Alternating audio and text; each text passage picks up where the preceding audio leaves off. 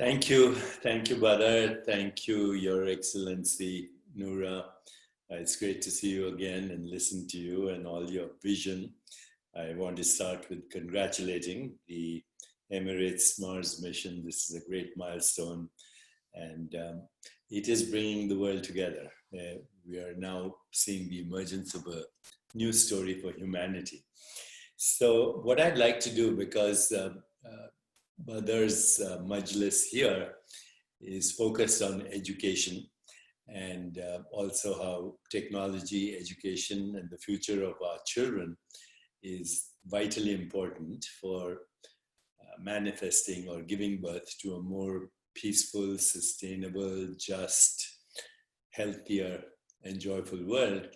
I'd like to just very briefly talk about something that is becoming very interesting right now in view of the COVID-19 pandemic and the devastation it is causing across the world.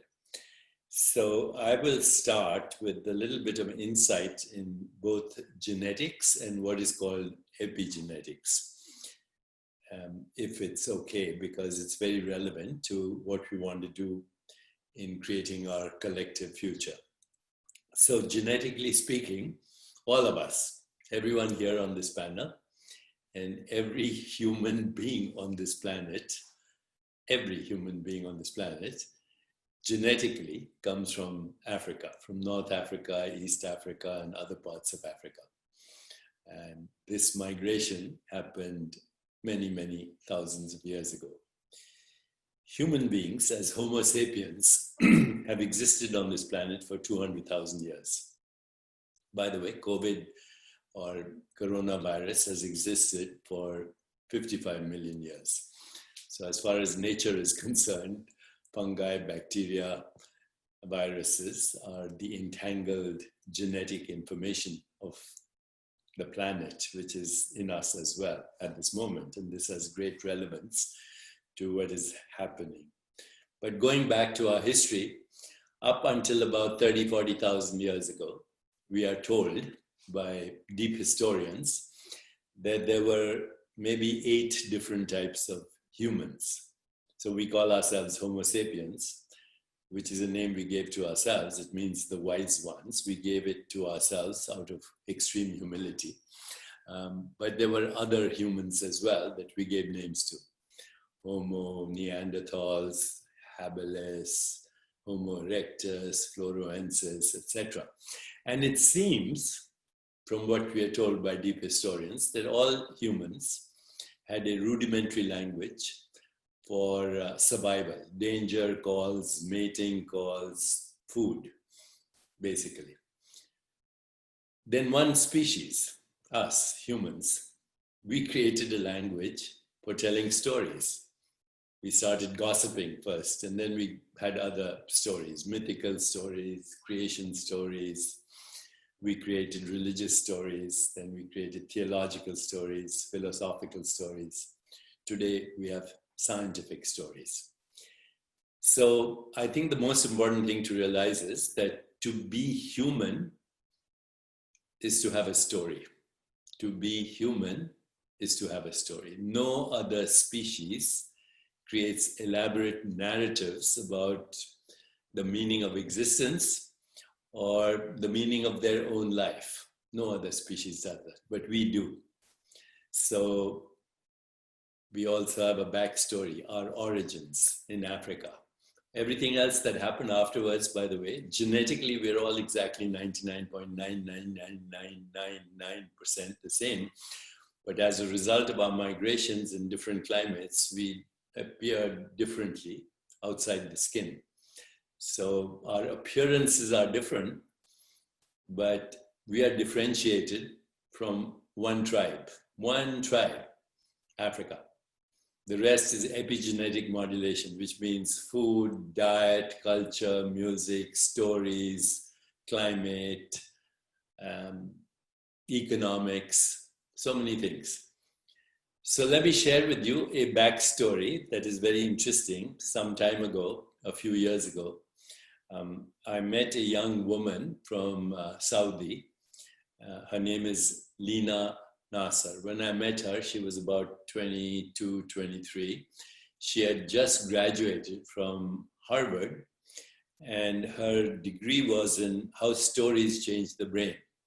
So when Lina was a little child growing up in Saudi, and she comes from a very affluent family, when people asked her what would she like to do when she grew up, her answer was, I want to be a babysitter. She couldn't go beyond that in her mind because of the environment or cultural setting or whatever. Then one day, Lina read a book in her library, and the book was How to Teach Mathematics to Black Children, written by a Black African-American mathematician. And what this mathematician would do is he would actually tell the kids a story about Black scientists and Black mathematicians, and then he would test them in their scores before and after the story. And after they heard the story, their scores improved. So Lina actually went to the library and looked up a story about a queen in Saudi many years ago, in the time of Harun al-Rashid, shortly after the years of Muhammad the Prophet. And the name of the queen was Queen Zubaydah. She was married to Harun al-Rashid, the author of the Arabian Nights. And at that time, the pilgrims from Baghdad to Mecca would die of hunger and thirst, mainly of thirst, because there was no water along the way. And Zubaydah was the first engineer, believe it or not, of those times who created wells along the way from Baghdad to Mecca, saving tens of thousands of lives. And so Lina started telling the story to little girls in Saudi, and their scores went skyrocketing in mathematics and science and everything else. Subsequently, Lina came to Harvard and did a degree on how stories change the brain. So my friends, this morning, I just want to share with you that we have a backstory that goes back to the beginning of humanity. The backstory includes violence, it includes conquest, it includes slavery, it includes pillage, it includes social injustice, economic injustice, racism, bigotry, hatred, prejudice. That's the backstory. We have to be honest about it. And now today we see a story also. Pandemic, eco-destruction, extinction of species, climate change, war, terrorism, the only way to solve problems through violence and not through creative imagination. What we're seeing as the current story is actually a product of that backstory, which goes back to before the Bronze Age. And remember, we are not living in the Bronze Age. We are living in a postmodern age. Just a short while ago, Her Excellency spoke about the Emirates Mars mission. The Emirates Mars mission, and yet the world is living in Bronze Age mentality. It's a terrible combination when you have modern capacities like atomic weapons, like cyber warfare, like internet hacking, like biological weapons, like nuclear plants. When you have these capacities, including the capacity to go to Mars, but we have a Bronze Age or even an Iron Age mentality, it's a devastating combination. It means that the future could be extinction for the human species. The combination doesn't work. Modern, post-modern understanding of reality and a combination of a mindset that goes back to, as I said, the Bronze Age and before does not work. We need a new story, and that new story has to begin with our children. So the great Indian poet, sage Rabindranath Tagore once said, every child that is born is proof that God has not yet given up on human beings. Every child that is born is proof that God has not yet given up on human beings. Look at a child full of wonder, full of curiosity, full of joy, full of love, full of happiness. Look at a child's eyes and the expression on the face. If a child is accepted, if a child is given love and compassion, acceptance, appreciation, affection, that's all the child needs. Acceptance, appreciation, love, caring, affection, and it blossoms. You can expose it to 10 languages, it will learn 10 languages. You can teach it to ice skate in the middle of an artificial ski resort in a desert. You can teach a child any skill that it is exposed to, because a child is born with infinite possibilities, always. So we have to remember that the innocence of a child is the key to everything that we call accomplishment. Success is not merely just making money and being powerful or being influential. Success is the progressive realization of worthy goals. It is the ability to have love and compassion. But most importantly, it is to be in touch with your spirit, with your soul, with your awareness, which is a field of infinite possibilities, which is a field of infinite creativity, which is a field of self-regulation, homeostasis, which is a field of spontaneous evolution. But our education system is only about information overload. Only about information overload. Today I can get any amount of information. I just have to go and Google it. I don't need more education. There's a difference between information, knowledge, and wisdom. So we have sacrificed wisdom for knowledge, then we sacrificed knowledge for information, and today we are sacrificing information for data, thinking that if we have enough data, we will solve the problems of humanity.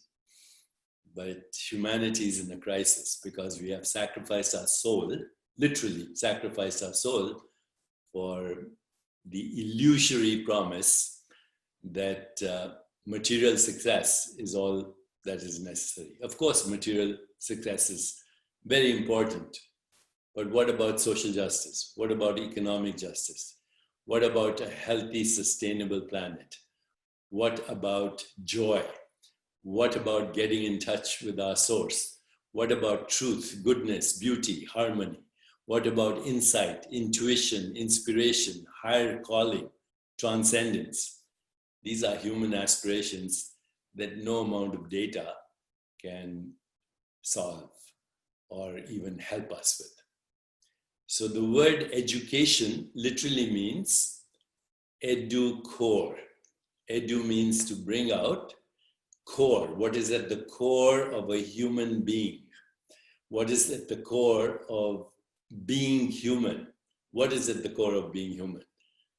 At the core of being human is infinite freedom, is infinite possibilities, is infinite creativity, is infinite compassion, and all the things that we aspire to. The work of education should be just that, to bring out what is at the core of every human being. We have a connection to our source, whatever that we call the source, Ein Sof, Allah, Brahman, the infinite being, the underlying reality of the universe, without which there would be no experience. We all have our own different ways of approaching what we call the divine mystery of existence, without which we wouldn't exist, without which this conversation would not be possible. Every conversation, every experience, every perception, every sensation, every image, every thought, every feeling, every creative idea comes from a divine source. And we have lost touch with that. So today, as we move into the forward, into the future, let us remember our backstory. We come from one tribe, literally. Beneath the skin, we are the same. The COVID-19 epidemic is telling us that something is wrong. Something is wrong with humanity right now. Even in the midst of this pandemic, as we are socially distanced, I hear that the birds are singing in Hyderabad. I hear that people with asthma are breathing in Bangalore. I hear that the Himalayas can be seen from 400 miles away. In polluted cities, you can see the stars. I'm sure the stars are even more beautiful in the deserts of the Middle East. Fish are returning to their spawning grounds. The canals of Venice are seeing fish for the first time. Fish are returning to dead lakes. The bees are back. You know, bees are responsible for 90% of the world's nutrition. They were disappearing. They're back. So nature, the ecosystem, the web of existence, the web of life is actually celebrating. It's telling humans, take a little longer in your cages. And when you come back, come with a little less hubris, a little more humility, and a little more respect for the web of life in which you are but a strand, in which you are but one little strand in the huge cosmic web of existence. Treat it with respect, treat it with love, treat it with caring. You know, I know there's a lot of talk about vaccines and this and that, and they will come. By the way, vaccines will come and this pandemic will go away. But you have to look at a deeper reason, and that deeper reason has to be, what is the meaning? You know, what we're going through in the world today is something called grief. Grief is when you lose a way of life that you took for granted. Why do we take life for granted? Why do we take existence for granted? Who says that we even deserve this amazing existence? Who says that? Why do we take it for granted? And for the first time, we are actually going through a grieving process. As a physician, I've seen people go through grief. In 1 hour, in the midst of a heart attack, they go through being victims, then they get angry, then they get frustrated, then they feel helpless, then they resign, and then they die. But some people find meaning. They find acceptance. And today the meaning is, if I may say so, please don't take existence for granted. Please don't take awareness for existence for granted. Please don't take the fact for granted that we depend on each other for our existence, including those microbes. Those mutations that occur are evidence of a stressed ecosystem, of a stressed genetic entangled microbiome of planetary life. So, in the deeper reality, climate change, social injustice, economic injustice, poor education, because it's all about information overload. It's not about who am I, what do I want, what's my purpose, what am I grateful for. It's not about a higher calling. It's not about healing. It's not about how can we see a more peaceful, just, sustainable, healthier, and joyful world. It's all about hubris, arrogance. Who's winning? Who's losing? Even our metaphors, war against poverty, war against drugs, war against war against terrorism, war against climate change, now war against COVID-19. Even our metaphors are ones of violence. There's no creativity in violence. So as we move into the future, and I'm very grateful for this opportunity, thank you to Badr and the Majlis and Her Excellency, Minister for Education and Youth. What could be a more privileged job than that? We need to reinvent how we educate our children. We need to start telling them inspiring stories. We need to start sparking their imagination. We need to ask them, who are you? What is your gift? What is your higher calling? What is your story? What is your backstory? What is your current story? What is your future story? How does it relate to other people's stories? For every story we have, there are infinite more stories to be told. For every creative impulse that we have, there are infinite more creative impulses that we have access to. And for everything that we see wrong in the world, there's a creative solution, not a war, not a fight. Today, scientists are also talking about something, social scientists are talking about something called emergence. And they say that when you have maximum diversity of people, racial diversity, ethnic diversity, religious diversity, but also diversity of talent, humanitarians, scientists, cosmologists, geneticists, storytellers, entertainers, songwriters, artists, graffiti, poets, maximum diversity, open, transparent systems, feedback, shared emotions and shared spirit for a higher calling, and just hang out together in the spirit of service, in the spirit of remembrance of our connection to the divine, and in the spirit of a global community. Today we are a global community. You can be anywhere. You can be in Saudi, have a job in Chicago, or you can be in Bangladesh and have a job in New York, and vice versa. This is going to happen. Doesn't matter the extremism that is coming in the world. It's a reaction to true emergence. And all my visits to the UAE and to the Middle East have given me immense confidence that the resurrection and the new humanity will come from the same region which gave birth to the monotheistic religions, but also were fully aware of the Eastern wisdom traditions. If you explore the history of the Middle East, it is the birthplace of many civilizations and many cultures. And so the loop is closing, and all we have to do is reimagine the future, fully aware of our backstory, some of which is nothing to be proud of, and fully aware of the crisis at hand. We don't want the next extinction. There have been 5 extinctions in the past. We don't want the next extinction as a result of human behavior. In fact, together through emergence and through re-envisioning education at the most fundamental level as bringing out the full potential of every human being, which is infinite, we can reimagine the world and make this heaven on earth. You know, a Mughal emperor in India long time ago said, if there's heaven on earth, it is here, it is here, it is here, it is here right now.